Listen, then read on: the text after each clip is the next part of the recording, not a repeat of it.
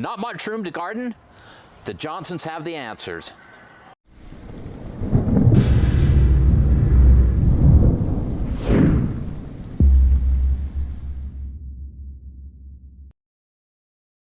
Hey Provident Preppers, this is Jonathan, and I want to introduce you to our new friends, Pam and Gordon, and they have done some ingenious things with gardening. So those of you who have limited space, or perhaps someone like Gordon who has some mobility issues, this is just an amazing thing. We want you to be a part of this. So let's talk a little bit about this.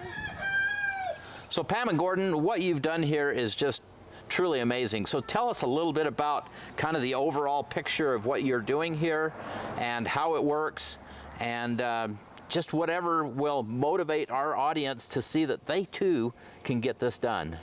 Well, we're fortunate enough to have a south-facing shop. Right. And when he was doing carving and stuff, he wanted to do it in the wintertime. And rather than turn on a bunch of heaters, we thought, let's put some greenhouse plastic up here, and it's amazing how fast it'll warm up 5 to 10 degrees in an hour with the sun shining on it. This is the third generation of plastic. We've gone through, Anyway, this is new this year. It's now clear. The plastic is actually greenhouse plastic. It can be taken down in the summer because this is just 4-foot panels. Okay. And I like to spend a lot of time out here. Yeah. This is where I want to do my stuff, and I used to carve a lot. I made a lot of different things, and I enjoyed doing it. My health now is, my hands don't work quite as good as they used to, so I've had to quit a lot of that, but I still like to spend time out here. And I like to do gardening and stuff, and it's important to be able to, for me to be able to reach down and get my hands in it. If it's done on the dirt, I can't. Yeah. So I have it up here on these, and they all roll so that I can move them around. But it's great to have them here. Well, tell us a little bit more about these pots. That's what you're referring to here, and this is just absolutely amazing to me. It goes to show that if you want to do it, you'll find a way to do it. So tell us a little bit about your pots and your plants. well, we're repurposing the pots. We live in an area that we have friends that have livestock, and these pots contain the protein that they feed them in the winter. And rather than put them in the landfill, we've talked them into dropping them off here. That's wonderful. And since they also work in cattle corrals and everything that are hundreds of years old, they put a little bit of that composted dirt in them, and we're fertilized besides. That's wonderful. We have to pull out a few rocks and a few weed seeds and stuff like that, but this is what has worked for us for at least, 10 years. And one of the really cool things, I mean, the pots are wonderful, but you put them on these pallets, these rolling pallets. So tell us how you work. These can go back and forth, in and out as you know, if you have an early frost or something coming.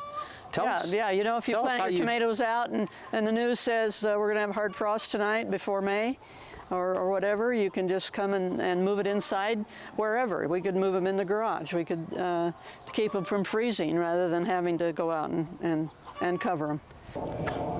Don't you just love this? So let's take a little tour inside. Will you take us in? Let us see what you've got on the inside there. Sure. So now we've come inside the little greenhouse shop area, and give us some idea of what's happening in here and how it will progress as we move further into spring and summer. Okay, the things you see sprouted were planted about a month ago. We have peas, radishes, lettuce, spinach, and tomatoes that have sprouted. The tomatoes we will separate into bigger pots, and eventually they will go into a blue pot. Usually three plants to a pot. Okay. And then we put a tower on it to hook onto. A cage for them to grow inside. You know, the first of the week we planted potatoes in that one. They're down about Planted another batch of radishes in these, because those will be eaten by the time these get big enough to eat. and they won't even make it into the house. Yeah, yeah, And that salt shaker over there, that's the tomatoes that don't make it into the house. yeah. All ready and set up. Yeah. One thing that's truly amazing to me is your watering system here. And Gordon right now is watering these plants. Pam, tell us a little bit about the system you've set up. Well, water reaches its level if you put a hose on it. And before winter, we fill up this 55-gallon drum over here, so we have unfrozen water. And put a hose on it, and then putting it on just taping it on a stick here, lets it lets you reach around and water them. If I need a lot, I'll get a watering can that I can water a little heavier. And so far, Gordon, stand that up a minute.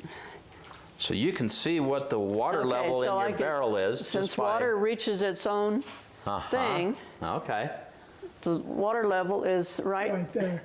well, let's see, coming down. The water level's right here, so that tells me how much water is in that about barrel. halfway full then, okay. Yeah, And all you have to do to stop the watering is just lift the stick up and it stops. That to me is just truly ingenious. yeah, because the water can't come out unless you lower it. Yeah.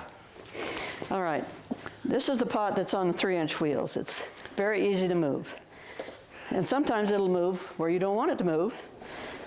So then you push that down for the brake. And then it won't go anywhere. The 2-inch wheels, you kind of, well this, That's good. yeah, but this is a lot lighter.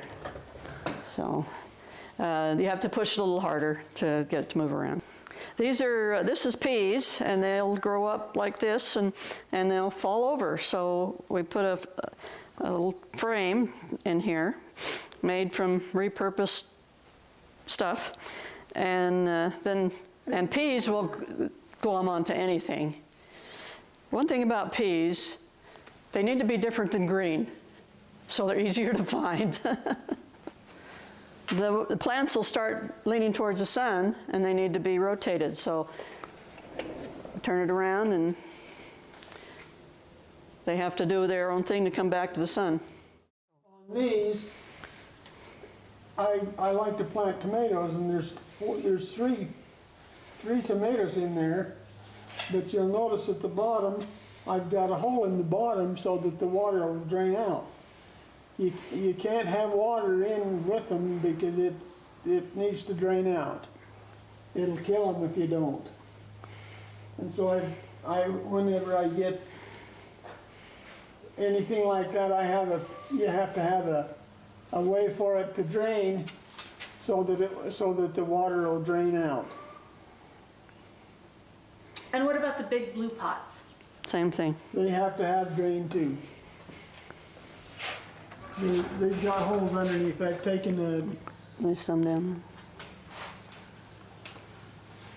Some are near the bottom, some are a few inches. run into the hole there. One thing that I love about this is not only do you have this greenhouse front, but you also have the insulated garage door. Tell us how you work that. Well, we just make sure that the garage door is closed at night because it has the insulation. The plastic doesn't have any insulation in it, and so you have to have the other door to keep it from freezing in here. And we can grow things year-round in here. There's not very often that you need a heater, but we've got a couple of heaters here that we can keep from freezing in here just about on any weather. So we can grow here year-round with this front on it, and that warms it up in here a lot. When that sun shines through there, it's nice. Very good, very good. This is, again, just so amazing to me, the solutions that you've come up with. to help you be more self-reliant, more resilient, and prepared for whatever comes. All right, Pam, so tell us about your chickens. Well, these are shared chickens with my neighbor, who happens to be my daughter. We have 9 hens. This is their first year. We went chickenless for a couple of seasons, and she wanted a variety, and so these were mail order chickens. And we only ordered hens, but they always give you a bonus when you order. And our Barred Rock rooster has taken charge of the flock. This is what I used to make out here. I used to make staffs and canes and stuff like that, and I always put my hand on there. And this is a helping hand. And I had several kinds of hands that I made, but this is just a helping hand. And that's what I did out there, and then I'd give them away, and I'd like to give this to you guys. This is a helping hand. Whoa. Oh, that is super, super sweet. And it's now a collector's item. Nice. Wow. Helping hand. Well, that's a good motto for all of us, right? Right. Be a helping hand, help those in need, help those who need to learn all these great things. Well, I have totally been inspired, and I'm sure our audience has been inspired by this. This is such a wonderful thing that you've made for us. Helping hand, that's so much our motto is community, our reaching out, helping each other, working with each other.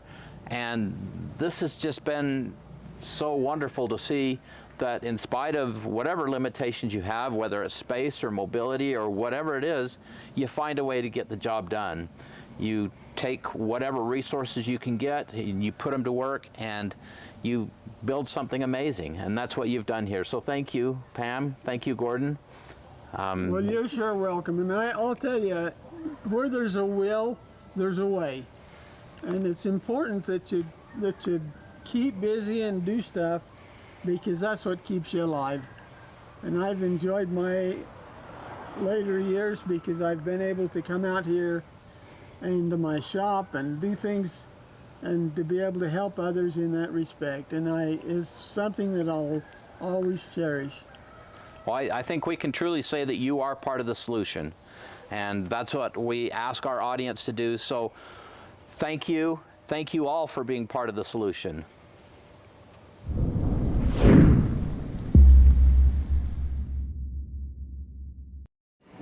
I used to make a lot of different things. This is some of the things that I've made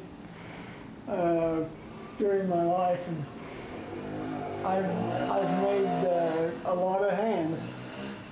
And the hands that I've made are here represented on this. This is a helping hand. This is a number 1 hand. This is a scout hand. I used to make a lot of scout hands. This is a praying hand. And this is when a parent helps their child and takes their hand.